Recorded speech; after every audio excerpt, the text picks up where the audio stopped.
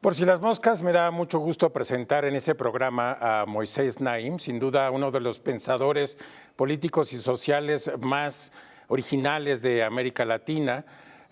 Moisés acaba de publicar un libro muy importante, creo que se llama La revancha de los poderosos, un libro pues sobre una gran disputa en el poder que estamos viendo en este momento. Moisés, muchísimas gracias por estar aquí con nosotros en Por si las moscas. Gracias a ti, Guillermo, por la invitación. Un placer estar con ustedes. Bueno, Moisés, me parece que lo que planteas en este libro es de una actualidad impactante, implacable. Solamente por mencionar tres fenómenos que estamos en este momento viviendo: la invasión a Ucrania por parte de Rusia, comandado por Vladimir Putin, la posible victoria de Marine Le Pen en las elecciones en Francia o la victoria del presidente Víctor Orbán en las elecciones que se sucedieron recientemente en Hungría. Son apenas tres fenómenos, solamente por hablar de Europa, porque es un fenómeno global, que nos indican que hay una disputa y un ataque, un asedio a las democracias como las habíamos entendido en el siglo XX. ¿Qué es lo que está en juego en este momento, Moisés? La libertad, ni más ni menos, es la democracia. La democracia es vulnerable, la democracia requiere atención constante, la democracia no significa ir a votar una vez cada 5 años. La democracia significa estar informado, significa estar atento, significa participar hasta donde se pueda. No todo el mundo tiene que ser un activista político, pero todo el mundo tiene que ser un consumidor inteligente de la política. No podemos seguir siendo tan ingenuos y creer las mentiras que nos dicen los charlatanes que tanto abundan en estos tiempos. La democracia está bajo ataque y hay que protegerla. Moisés, este libro es de hecho, una segunda parte, por llamarlo de alguna manera, de un libro anterior llamado El fin del poder, en donde hablaba pues precisamente de un fenómeno contrario, que es decir, la desconcentración del poder y cómo el poder político o los políticos pues tienen menos poder en el mundo contemporáneo, en el siglo XXI, que de los que tenían en la mitad del siglo XX, por poner un ejemplo. ¿Por qué no nos introduces en el tema anterior para luego aterrizar en este en este nuevo libro, en donde planteas cómo en efecto hay fuerzas que ahora tienden a la concentración del poder autocrático? Hablemos primero de la primera Sí. visión. Y es una muy buena síntesis la que has hecho, ¿no? Lo que acabas de decir es correcto. Hace 10 años yo publiqué un libro que se llama El fin del poder y el tema era, la conclusión central del libro es que el poder en el siglo XXI se ha hecho más fácil de obtener, más difícil de usar y más fácil de perder. Mira los ejemplos, un ejemplo típico es Donald Trump, ¿verdad? Salió sorprendentemente de no tener ninguna estructura política a llegar a controlar un partido político importantísimo, el Partido Republicano de Estados Unidos, y llegó a la presidencia. Entonces, y después la perdió, ¿no? Fácil de obtener, difícil de usar, fácil de perder. Eso es lo que le está pasando al poder en todos los ámbitos, en los clubes deportivos, en las religiones, en la política, en las relaciones internacionales, está pasando eso. Eso no quiere decir que no hay concentraciones de poder y no las había. Las hay, son importantísimas. Y este libro, este nuevo libro, La revancha de los poderosos, ilustra las fuerzas de la concentración. Si el fin del poder fue un examen de las fuerzas de la dispersión y Exacto. de la degradación del poder, en la revancha de los poderosos es qué hicieron estos líderes cuando vieron que el poder se le estaba yendo de las manos. Y entonces yo digo que el fin del poder, hay fuerza, identificó las fuerzas centrífugas que dispersaban el poder y la revancha de los poderosos ilustra las fuerzas centrípetas que los concentran. Y no es uno u otro, no es que existe uno o existe otro, existen ambos a la vez que interactúan y que el choque entre las fuerzas centrípetas que concentran el poder y las centrífugas que lo dispersan explica mucho de lo que estamos viendo y muchos de los ejemplos que tú mencionaste, Guillermo. Bueno, ¿qué crees que ha pasado en estos 10 años entre un libro y otro? Es decir, ¿qué signos ves que te hacen pensar que hay un ataque a las democracias liberales por parte de unos políticos o hombres y mujeres que quisieran concentrar el poder, pero con unas nuevas herramientas? ¿Qué es lo que ha pasado?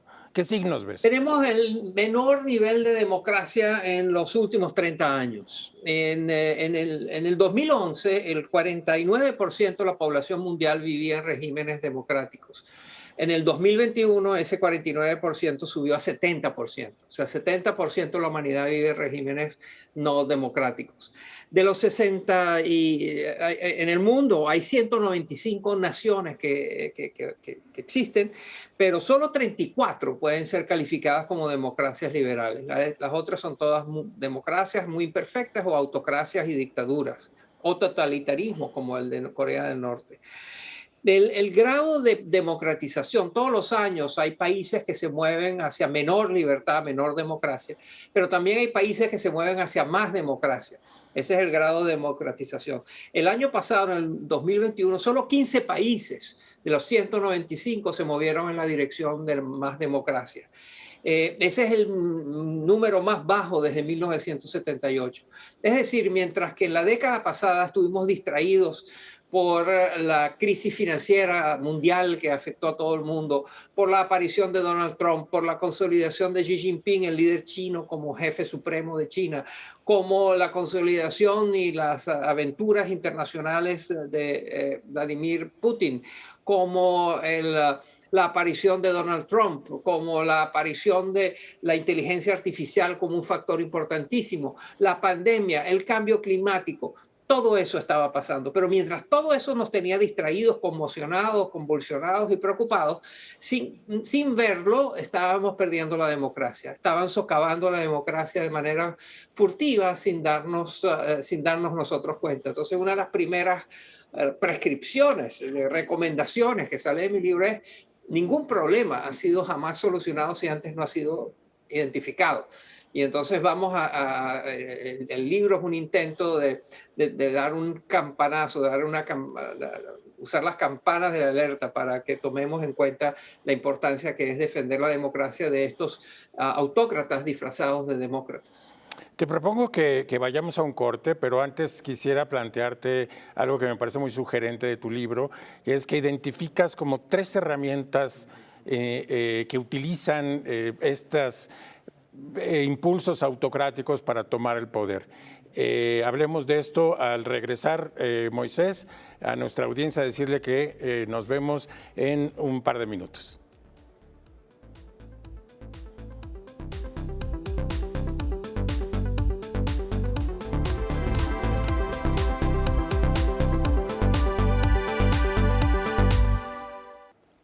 Por si las moscas, estamos de regreso. Estoy hablando con Moisés Naim. Hablamos de su libro más reciente, La revancha de los poderosos.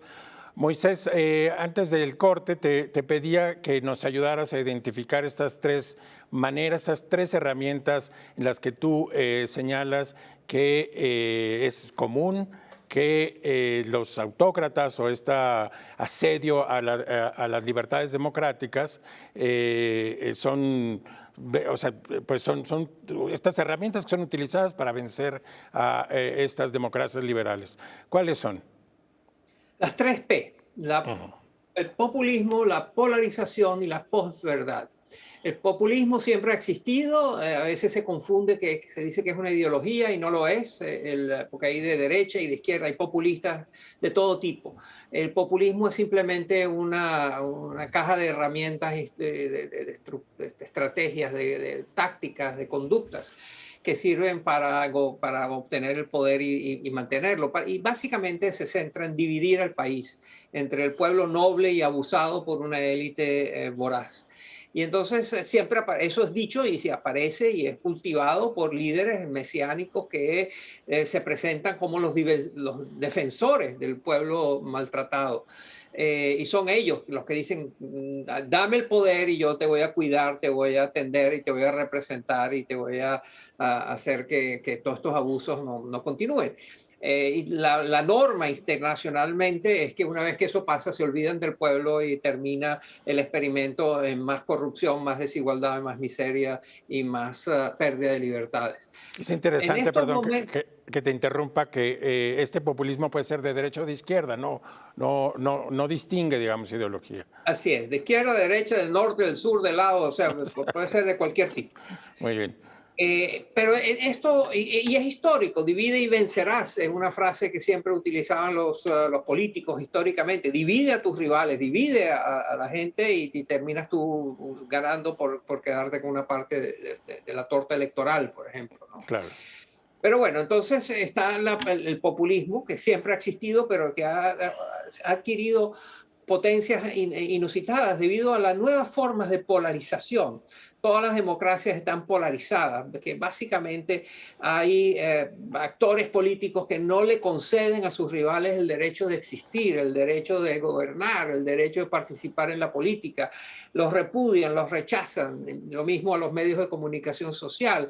Y en este caso también hay una proliferación de nuevas identidades con las cuales la gente se afilia, de género, de religión, de formas de pensar, de ideologías, de regiones, en fin, una cantidad enorme de identidades que la gente adopta y que le son más importantes que la identidad más amplia de ser ciudadano de una nación o formar parte de una sociedad. Entonces, esa polarización muchas veces impide gobernar, porque las cosas se trancan, no hay forma de gobernar, y eso en parte es potenciado por la posverdad y las tecnologías de información, las redes sociales, que le dan a la polarización una arista y una característica muy particular. Entonces, las redes sociales y la posverdad, como la llamamos, que es como la propaganda siempre existió, la propaganda política siempre buscó cómo influir el pensamiento de la gente. Y la usaron gobiernos, el de Hitler tenía el Ministerio de la Propaganda, el gobierno chino tiene el Ministerio de Propaganda, pero ya no es eso nada más. La posverdad incluye y trasciende la propaganda. Y tiene todo tipo de mecanismos donde conocen nuestras formas de actuar a través de Internet, saben lo que compramos, lo que leemos, con quién nos comunicamos y qué hacemos. Y entonces eso les da una capacidad para influir, para darnos información que motiva conductas, que nos influye. Y eso contribuye a la polarización que amplifica el populismo. Entonces esas tres P están al servicio de obtener el poder y retenerlo muchas veces de manera furtiva. Una idea muy interesante que señalas es que tanto populismo como polarización son dos estrategias políticas, por ponerlas de alguna manera, que son del pasado, pero este asunto de la posverdad, que me gustaría que profundizaras un poco más, es el fenómeno, digamos, contemporáneo por definición. De hecho, es una palabra, la posverdad, que entra a nuestro diccionario de manera muy reciente y que se ha instalado para definir, como ya lo has hecho, toda una serie de comportamientos. No solamente se trata, digamos, de una mentira como se conocía en el pasado. Dices, los políticos siempre han mentido, pero ahora lo hacen de una manera específica que nos hacen crear burbujas de verdades que parecen irreconciliables. ¿Podrías profundizar un poco más sobre esta idea, esta nueva herramienta, que es lo que identificas también muy bien en tu libro, que es, digamos, muy insidiosa también? Eso, si me preguntas, es una de las principales amenazas que creo que se cierne sobre todos nosotros, la posverdad, en el cual la sociedad ya no sabe en quién creer, cómo creer y qué hacer. Y eso lo aprovechan, como ya lo mencioné, los charlatanes de la política y de tantas otras cosas, pero los charlatanes de la política le venden ideas, promesas, posibilidades a la gente que nunca están en condiciones de llevar a cabo. Y utilizan las tecnologías de las redes sociales, que como ya dije, tienen toda la información sobre nosotros. Nos dicen que podemos utilizar servicios de Internet que son muy atractivos, servicios de búsqueda, servicios de redes sociales, etcétera, y que no tenemos que pagar nada por eso, que es gratis. Pues no lo es, no es gratis, sino que obtienen de nosotros, o sea, nos vigilan y nos monitorean y saben todo sobre nosotros. Y esa información la empacan y la venden a empresas de publicidad que a su vez se la venden a clientes, bien sea partidos políticos o vendedores de sopa. Y Exacto. esa es lo que está pasando y es lo más grave porque es la utilización de la discordia, es sembrar discordia para impedir que las sociedades puedan funcionar. Eso claramente, explícitamente fue una de las estrategias de Putin. De pronto apareció el Kremlin, ¿no? Influyendo en las elecciones de Cataluña, en España. Y bueno, ¿y por qué? ¿Cuál era el interés de Rusia de estar en eso? Bueno, era el interés de que mientras más caos democrático, menos fe hay en la democracia, y es una de las grandes banderas de Putin, es el repudio a la democracia, a pesar de que utiliza todos los símbolos y síntomas y características de la democracia, y tiene elecciones y está toda la parafernalia, está toda la idea, toda la escenografía de la democracia para tapar lo que es realmente un régimen autoritario. Muy bien, Moisés. Vamos a interrumpir también en este momento nuestra conversación. Te quiero plantear dos temas para cuando regresemos. El primero es qué efectos crees que haya tenido la invasión de Rusia a Ucrania sobre esta nueva conformación de nuevos bloques democráticos, autocráticos, porque estamos viendo, si bien que hay una alianza occidental, también hay muchos regímenes en el mundo que apoyan a Rusia, y eso es una demostración de lo que estás diciendo. Y finalmente te propondría que nos digas qué hacer. Nosotros estamos como ciudadanos, pues seremos víctimas de esto, podremos hacer algo. Regresamos contigo, Moisés.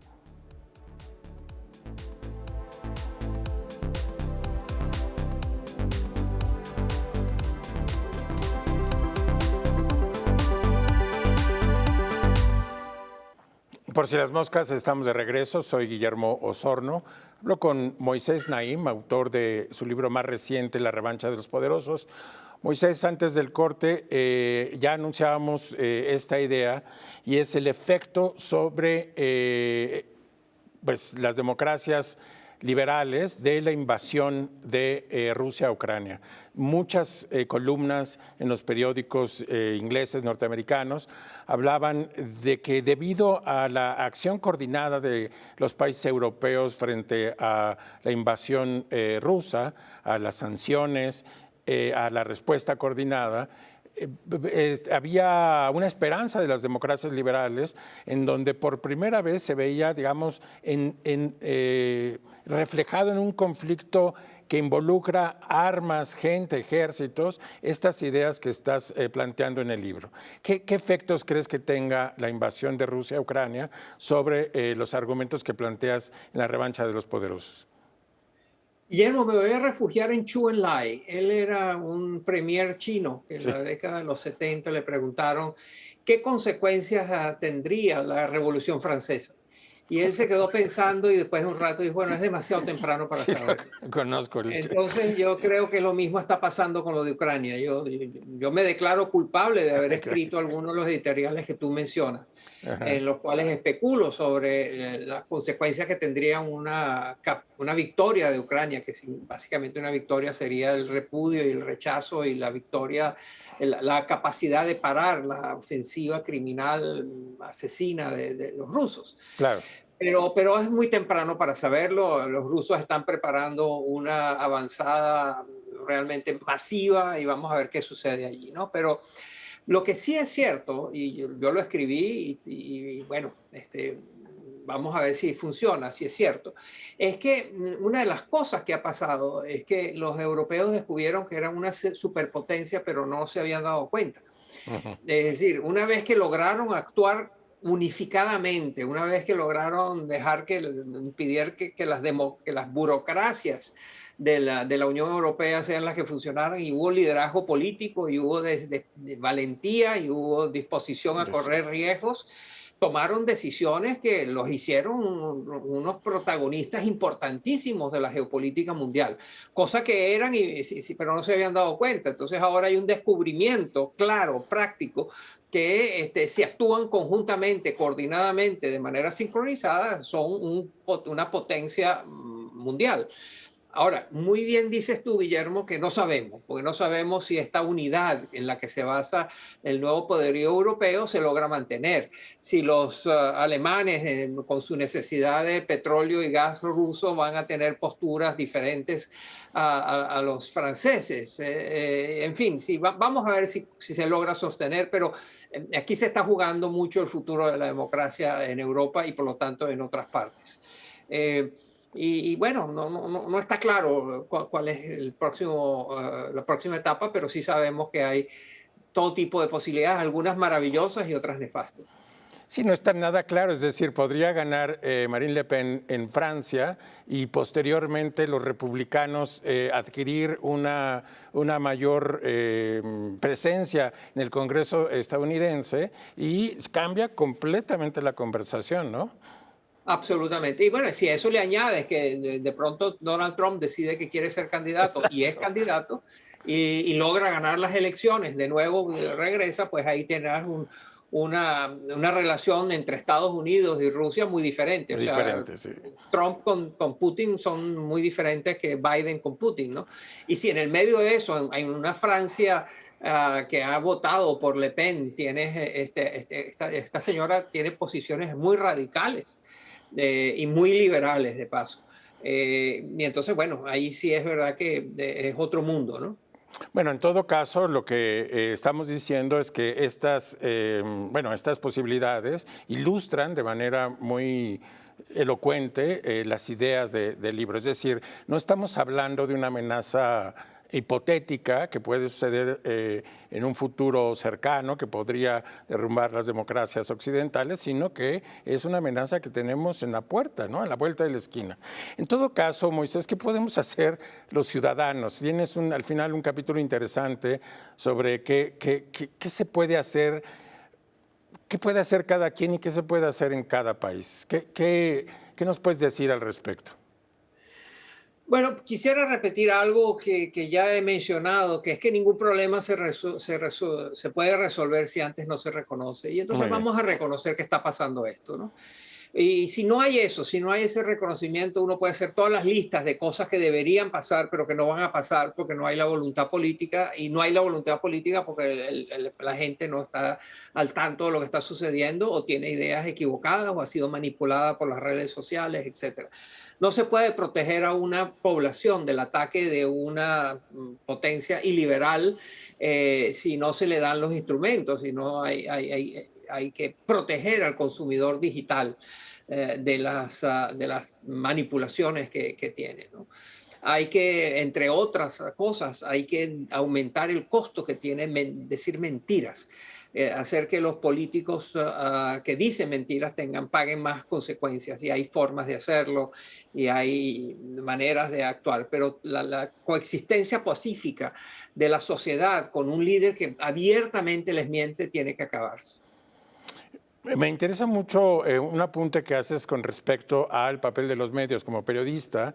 Me llama mucho la atención que pues también está en nuestras manos poder combatir este tema de la posverdad. ¿Por qué no nos dices qué es lo que apuntas al respecto?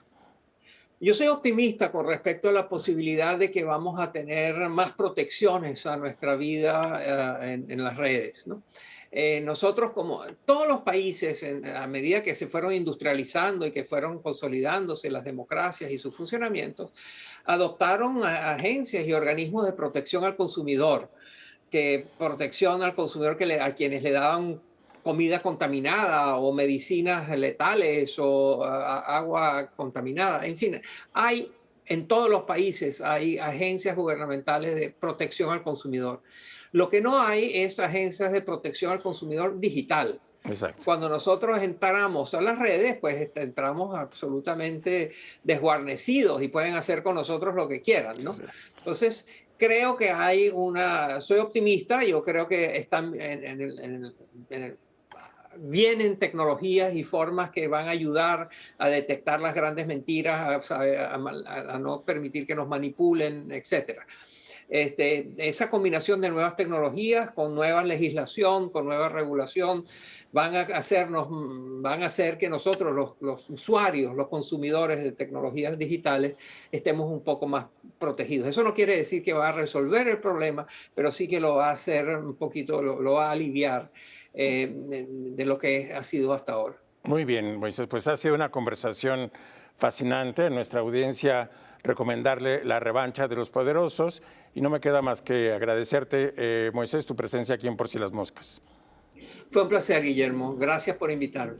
Y a nuestra audiencia decirle que nos vemos aquí el próximo sábado a las 7:30 por si las moscas.